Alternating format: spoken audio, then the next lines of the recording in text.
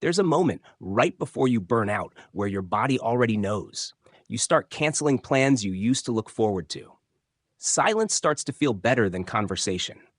You're not sad exactly. You're just done performing. Carl Jung, one of the most influential psychologists in history, believed there's a specific point in every person's life where the mind sends one urgent message: disappear for a while, not forever. Not to give up, but to go inward before you fall apart outward. If you've been feeling the pull to withdraw from people, from noise, from the version of yourself everyone expects you to be, stay with this video. What you're feeling has a name, a biological cause, and it might be the most important signal your mind has ever sent you. Jung called this process individuation, the long, often uncomfortable journey of becoming who you actually are, instead of who you were shaped to be by family, culture, and other people's expectations. He believed most people spend their early life building what he called a persona, a social mask. It's not fake exactly, it's useful. It helps you fit into school, work, relationships, but the persona is built for other people, not for you. And the longer you wear it without ever taking it off, the more disconnected you become from what he called the self, your actual core identity underneath all the performing. Jung's argument was blunt. If you never withdraw from the noise long enough to hear yourself, you eventually stop knowing who you are outside of what other people need from you. Disappearing, in his framework, wasn't isolation for its own sake. It was the only way to do the internal work, what he called shadow work, of facing the parts of yourself you've been avoiding, ignoring, or performing around. This is why so many people hit a point, often in their late 20s or 30s, where they suddenly want to cancel everything, go quiet, and be left alone. That's not a breakdown. Jung would say that's the self finally demanding attention. Here's where psychology meets biology.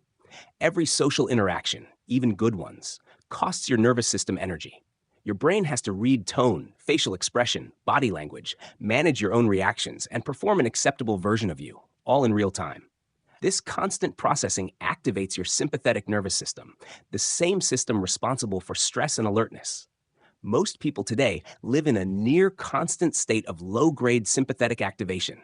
Notifications, group chats, deadlines, small talk, comparison. Your body doesn't fully distinguish between stressful conversation and actual danger. It just registers, alert, alert, alert, with no real recovery window in between.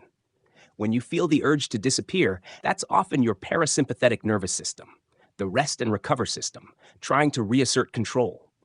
Your body is asking for a drop in cortisol, a drop in stimulation, and time in what neuroscientists call the default mode network, the brain state that activates during quiet, unstructured time and is directly linked to self-reflection, memory processing, and identity formation.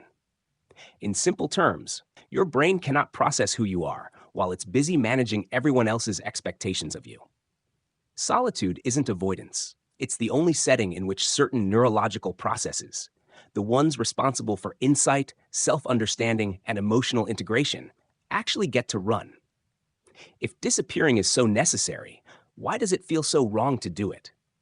Because humans are also wired for social belonging as a survival mechanism.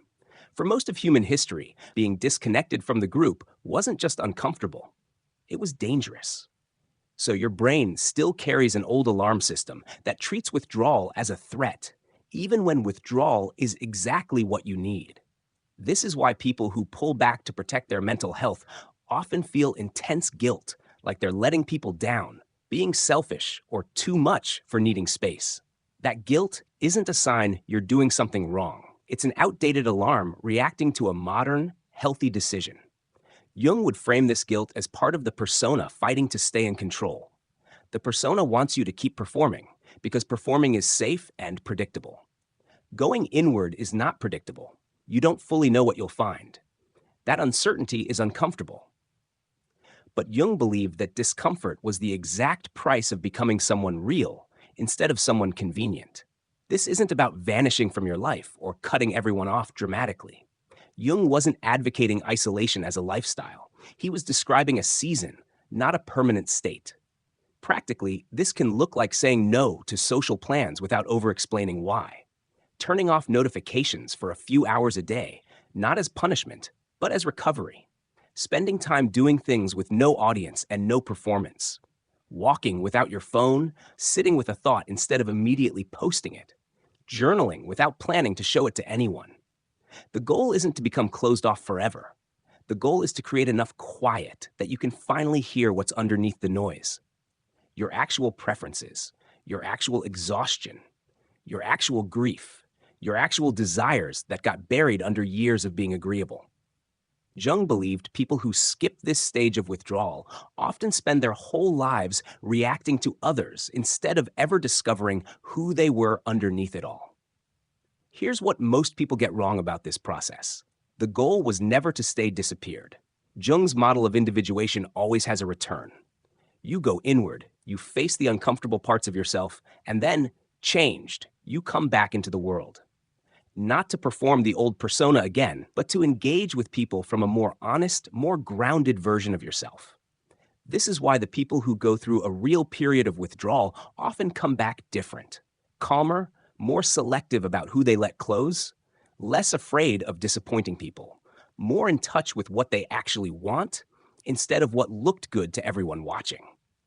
If you're in the withdrawal phase right now, if you're the one canceling plans, going quiet, craving distance you can't fully explain, this isn't you falling apart. Biologically, your nervous system is asking for recovery. Psychologically, your mind is asking to finally meet the version of you that's been buried under everyone else's expectations. You don't owe anyone constant availability. You don't owe anyone an explanation for needing quiet. The discomfort of pulling back doesn't mean you're doing something wrong. It means you're doing something your mind has needed for a long time. Disappear for a while, not to disappear forever, but so that when you come back as someone who actually knows who they are. If this helped you make sense of what you've been feeling, that's exactly what this was for.